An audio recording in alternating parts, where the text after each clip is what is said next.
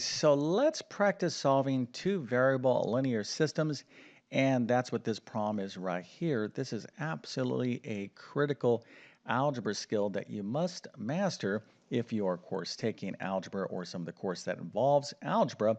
Now, the great thing about this problem is that there are different approaches you can take to solve for x and y.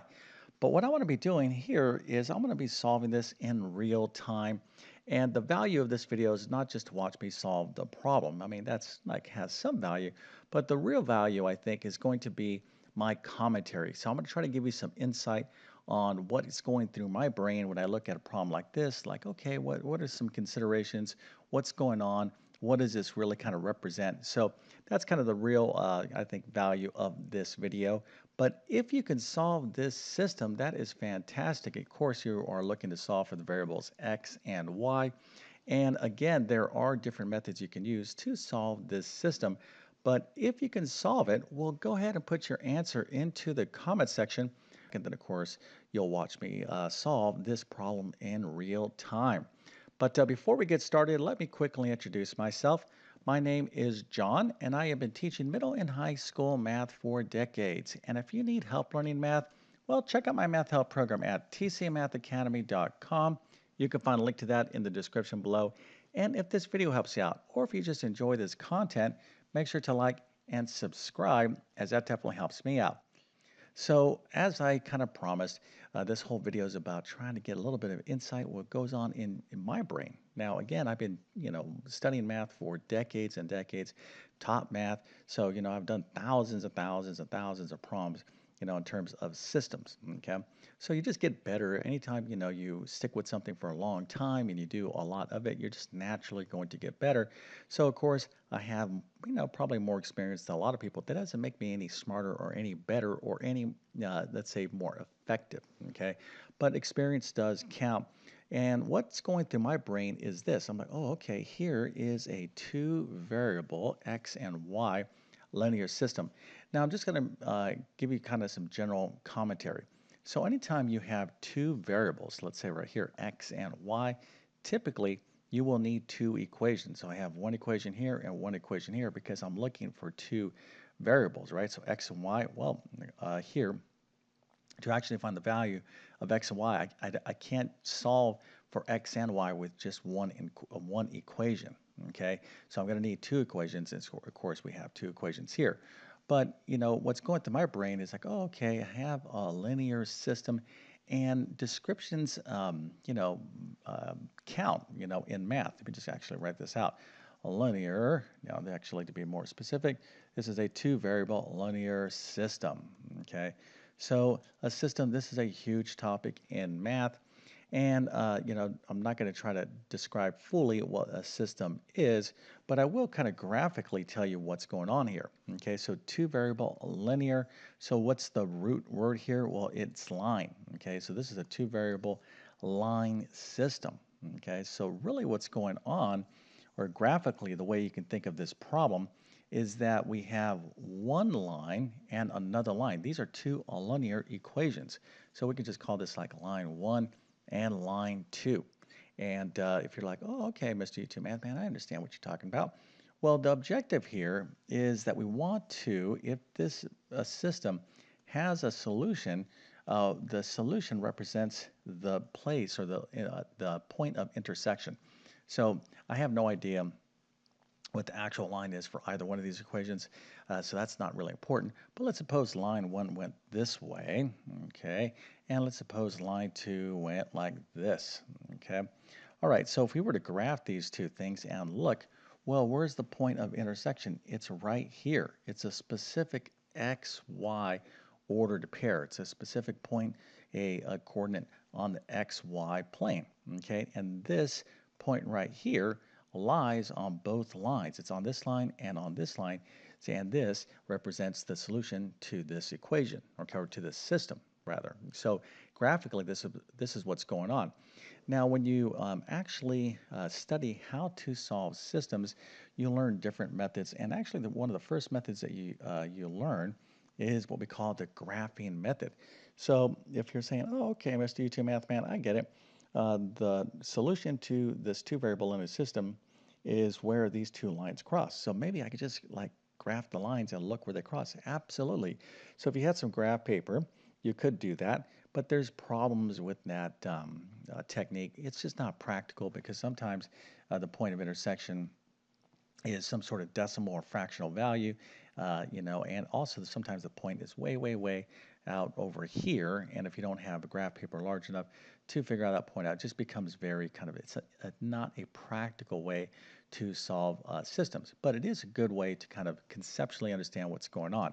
So you want to use algebra to solve linear systems, and the main techniques that you learn is the substitution method and the elimination and linear combination methods. Okay, so these are two algebra techniques. They are equally great methods, and you need to know them both. And when you look at a problem, okay, you have to kind of evaluate which one you think, which method is better for that particular problem. And this could be a matter of opinion. Sometimes it's not clear, but here's what you can't do. A lot of you are like, oh, I just love the substitution method, and I don't like the other method, so I do all my problems with this method. You can't do that. You have to learn both methods. Now, there's actually other methods as you progress in mathematics. So there's substitution method, elimination, linear combination method. It's the same method, it just has different description. But as you get into a little bit more advanced math like Algebra 2, college algebra, certainly pre-calculus, you'll find other methods that involve using a matrix, matrices. There's a ton of great methods there, and there's even other methods as well. So just a quick overview on what we're dealing with, okay, two variable linear systems. So graphically, you should, have an idea of what's going on. I think the main thing is in mathematics, when you're faced with the problem, you just don't want to be like a rote, you don't want to do things from a rote standpoint. Now, if you don't know what this word means, that means like, just like, flashcard memory. You're like, oh, I see this thing. This is a thing. I don't really understand what it is, but then when I see this, I do these procedures and steps, and then I get the answer. Okay, and there's a lot of criticism and in terms of educational theory, that a lot of students don't understand what the problem represents. They just see like, oh, I see this thing, I do these steps, and I get the answer. I mean, that's okay, especially if you can get the right answer. But if you don't understand what you're doing or what this thing represents, well, you're not really truly comprehending the big picture. So that's why kind of when I look at a problem like this, again, you're watching me think about this problem. And I'm like, oh, okay, I have a linear system, and hopefully these two lines cross. Now, let's just take a look at two other scenarios here, okay, real quick. So here's X and here's Y. Now, these two lines, okay, they could end up looking like this. Line 1 could be like that, and line 2 could be like this. Now, what does that tell you? Okay, well, it tells you that these lines are parallel. They will never cross. So here, this particular system would have no solutions. Okay, so that is possible. So there's no guarantee that these two lines are going to cross or going to have an actual solution. And then there's another scenario as well. So you can have like one line right here, and then you can have the other line in the system actually be kind of the same line, basically on top of that line. So you would have infinitely many solutions. So again, when you're facing a problem, okay, of course, we're talking about two variable linear systems, you need to understand the concepts, not just, hey, Mr. Teacher or Mrs. Teacher, you're like, yeah, I don't really want to know what this is all about. Just teach me how to solve the problem. That is not good. You don't want to be like this. This is boring stuff. Just tell me what to do, blah, blah, blah, blah, blah, blah. Again, you're kind of doing rote mechanical kind of work, and that's not good. All right, now if you're with me, you're like, yes, Mr. UT Math Man, I understand all this stuff. Please get on to how you're going to solve this problem. Okay, so again, I'm trying to give you insight on what's going on into my, kind of in my brain. All right, now here, I'm kind of scanning the problem. I'm like, all right, what can I do here? Can I take the, can I use the substitution method or linear combination method? Well, actually, this particular problem is a good candidate for both methods, but I think I am going to use the substitution method. Now, both methods, the substitution method and the elimination linear combination method, both of these methods really have one goal in mind. Okay, so the goal is to get one equation, okay, one equation with one variable. All right, so that's the goal. You want to create one equation with one variable. So if you notice here, I have two equations with two variables in it. So I have an x and a y and x and a y. I want to create one equation with either all x's or all y's, okay? Because once I have such an equation, then I can solve for this variable. And once I have this variable, then it's easy for me to solve for the other variable. So these techniques here, these methods have the same goal. Okay, of course the mechanics are a little bit different, but I am going to use the substitution method. All right, so how does that work? Well, I have four choices. I need to basically solve for one of the variables. So I can solve for the x in a first here, or the y in the first, or I can solve for the x in the second, or the y in the second, okay, equation. So you have four options here, and each one of these is going to give you the right answer. All right, so again, a lot of you could have done this problem in multiple different ways and still got the right answer. So don't overthink it. Don't be like, all right, I'm going to stare at this problem for 10 minutes, and think about what is the most effective way. That is not a good strategy. What you need to do is just look at it, scan the problem, and be like, all right, I think this is pretty good, and just go with it, right? As long as you're taking the right steps after that, because sometimes it's not going to be so clear. So don't overthink it. So in this particular problem, I'm going to solve for the y variable in the second equation. Yeah, I just like, you know what, that looks like a nice variable to solve for. So let's go ahead and solve for this, and of course I'll show you exactly the value of doing this. All right, so hopefully you know how to solve for variables, and if you don't, of course, you're going to have to back up and learn how to deal with linear equations and formulas. But to solve for y, what we need to do is subtract 4x from both sides of the equation. So we're going to end up with negative y is equal to negative 4x plus 12. Okay, now here I have negative y. I want y, so I'm going to divide everything by negative 1. And if you don't understand everything that I'm doing here, you're going to need to do some review. Again, I'll give you some suggestions, later on, once we kind of get into this problem. Okay, so to solve for y, I'm going to divide everything by negative 1 because I want a positive y, not negative y. So each one of these terms has to be divided by negative 1. And when I do that, I'm going to end up with y is equal to 4x minus 12. Okay, so y is equal to 4x minus 12. Now, when it comes to the substitution method, what you want to do is put a little box around your work. Okay, now you don't have to do this. I'm just giving you some good techniques here. So you put a little box around it. Now I'm going to kind of abbreviate some of this work here. So in other words, I'm going to kind of drag this up so I can show you what's going on. Okay, so you saw the work. Of course, if you missed it, you can rewind the video. But here's what we have. All right, so I said, all right, I can solve for x here, y here, y here. We went for this y, and when I solved for y in the second equation, it's y was equal to 4x minus 12. Now, I'm putting a little rectangle around it, okay, because this is my starting point, all right, and this is also going to be my ending point, and you'll see why here in a second. All right, now this equation, I solved for the y in the second equation. That means I'm going to replace the y in the first equation. So when you solve for one variable, one equation, you're going to be replacing it in the other equation. So we're going to be replacing this y with this stuff, okay, if y is equal to 4x minus 12.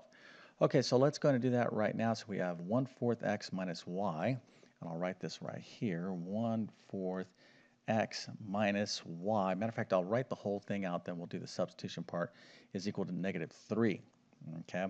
All right, now this y right here, I'm going to replace with all this stuff, okay? And when I do that, I'm going to have one equation with all x's. All right, so this is the whole essence of the substitution method. So let's go and do this right now. So I have 1/4 x minus parentheses 4x minus 12, right? Because y here is the same thing as 4x minus 12. So you got to be very careful here. You have to use parentheses or you'll get this problem wrong. A lot of students do not use parentheses. That is another thing. So let me just kind of go back and make this commentary again. When you solve for a variable, like here we solve for y, the expression on this side, always put this in parentheses and always plug in with parentheses because you will make errors. So again, I'm talking out loud. This is what's going through my brain. Because I've been doing this stuff since the 1970s. I have no idea how many of these system problems I've done, but you know what? I'm pretty sure I've had a lot of fun along the way. Okay, so we have 1/4 x minus 4x minus 12. Okay, again, I'm substituting in this y, this expression for this y using parentheses, and it's equal to -3. All right, so hopefully you're like, okay, Mr. YouTube Math Man, I get it. So let's erase this. And now what do we have here? We have one equation with one variable. So we are pretty close to solving this problem. Now, a lot of you are like, what are you talking about? We still got a lot of work here. Well, you know what? At least we got one equation with one variable, and hopefully you're pretty strong at solving linear equations. I'm just drawing this 3 a little bit neater. Now, I'm kind of doing this on the fly a bit because I like to do my work nice and neat. So here, I'm kind of talking out loud and writing. So what do we want to do here? Well, we want to solve this equation. There's different ways you can approach this linear equation. Now I'm looking at this fraction. I'm like, you know what? Let me just get rid of this fraction right now.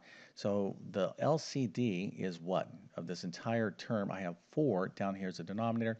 This is 1, this is 1. So 4 is the lowest common denominator out of all these terms. Anytime you multiply an equation that has fractions by the LCD, you clear the fraction. So I'm going to multiply everything by 4 and watch what happens. We're going to end up with what? Well, 4 times 1/4 x is going to be x minus 4 times this will be 4, okay, minus 4 times 4x minus 12. And this is going to be equal to 4 times -3, which is -12. Okay. So that looks pretty good to me so far. And I'm looking at this. All right, did I make any mistakes? Always double check your work, but I think we look pretty good right here. Okay, so let's go ahead and continue on and solve this nice linear equation here with no fractions. So I have x minus 4 times 4. I got to use the distributive property here. Let me change my little color. So 4 times 4x and 4 times this -12. So -4 times 4x is going to be 16x. -4 times -12 is +48, and that's going to be equal to -12. Okay, so let's go and combine like terms here. I have 1x, +1x minus 16x. That's going to give me a -15x right here, plus 48 is equal to -12. Now I can subtract 48 from both sides of the equation. And we're getting pretty close. Matter of fact, I have this down here. Let me erase this work right there. I actually was going to start the problem there, but I got excited and I said, let me just start the problem right now. Okay, so let's go ahead and add down in a column manner. Again, you're watching me do this in real time. I know it's very fascinating, but let's go ahead and finish this part up because we're almost there. We have -15x is equal to, we're adding down in a column manner, so 48 minus 48. Plus +48 minus 48 is 0, so that goes away, and -12 plus -48 is -60. So I have -15x is equal to -60. Now I can divide both sides of the equation by -15, so x is equal to a +4. Okay, so +4, x is equal to +4. So that means that these two lines, okay, wherever they may intercept, okay, this point here is a specific x, y ordered pair. And now we have what the x value is. It is 4. Okay, so now that we know that x is equal to 4, how do we find y? Well, remember, with the substitution method, we start here and we end here, okay, because this is the easiest equation to find out what the other variable is, okay? So it's just a good habit to get into. So we know that x is equal to 4. So you can plug in 4 into any one of these equations right here to solve for y. But the easiest is this one right here, the one that you put the rectangle around. So you don't have to think about it. This is one of these things you can just kind of get in the habit in. So we can plug in 4 right there. and solve for y. It's going to be very, very easy. Matter of fact, let me erase this here so we can see this. And so y will be equal to 4 parentheses, x is 4, right? So we'll plug that at 4 minus 12. So this is going to be what? 4 times 4 is 16 minus 12, which of course is 4. So y is equal to 4. So these two lines, these two linear equations, the xy point that they intercept or cross is located at 4, 4. And oftentimes that's how you're going to see your answer. Now I wrote it this way for x is equal to 4 and y is equal to 4, but really it's best that you express the solution to your systems as an ordered pair, okay? Because that indicates, hey, you know that indeed this is where these two lines are crossing. Now, how do you get better working with systems? Well, before I tell you that, let me go ahead and go down here because this is something I just love to do in each one of my videos. And you can see I really had my template here kind of messed up a little bit for this video, but I would be remiss if I didn't say, hey, if you got something out of this video, make sure to subscribe. That really does help me out. Now, if you were looking at this problem, okay, and you're like, you know what, Mr. YouTube Math Man, I got the right answer, but I did this in a different way, don't feel bad. Matter of fact, that's great, okay, because there are other, just as equally, effective ways to solve the problem. But you do want to do as many problems as you possibly can in all areas of math. That's why your teacher gives you a lot of different practice problems because, they're not just trying to, like give you busy work, at least they shouldn't be. You need a wide variety of problems. And when you're learning something, you need to do easy, basic problems first. So if you're struggling with systems, for example, do problems that are nice and easy, and then, challenge yourself with other type of more challenging problems that involve fractions, decimals, etc., etc., and different techniques as well. Now, if you need help with algebra and systems, I'm going to go ahead and direct you towards my Algebra 1 or Algebra 2 courses. You can find links to those in the description. If you're at a higher level of math like pre-calculus, I'll leave a link to that course in the description as well. But typically, it's pretty common for most students to start studying systems in like pre-algebra. But linear systems can get pretty exciting. Matter of fact, one of the most difficult topics that I've found in algebra courses for students is a topic called linear programming.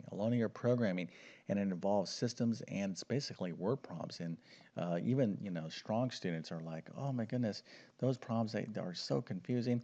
So if you need help with those, you'll find those in my Algebra 1, Algebra 2 courses again. But in pre-algebra, you just have to learn how to solve basic systems like this. So you got to get those techniques down: substitution method, linear combination method, or the elimination method, and understand the graphing method. Okay, so hopefully this video helps you out. And if that's the case, don't forget to, again, to like and subscribe. And with that being said, I definitely wish you all the best in your math adventures. Thank you for your time and have a great day.